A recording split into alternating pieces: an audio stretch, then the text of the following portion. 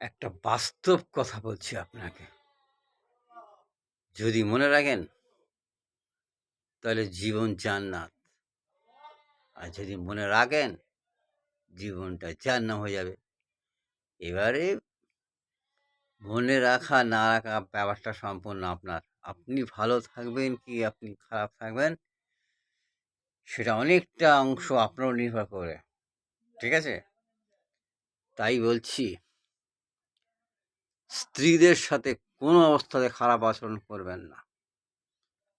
তাদেরকে ভালোবাসবেন, ভালো রাখবেন।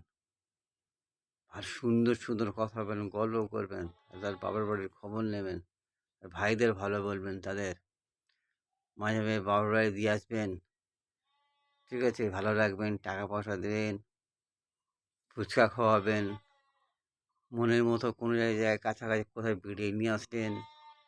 মাঝে, মাঝে আপনি বাবার বাড়ি থেকে ঘুরে আসলেন। দেখবেন সংসারটাকে আপনার জান্নাতে পরিণত করে দেবে। আর যদি ওটা না করেন তাই তাই সংসারটা আপনার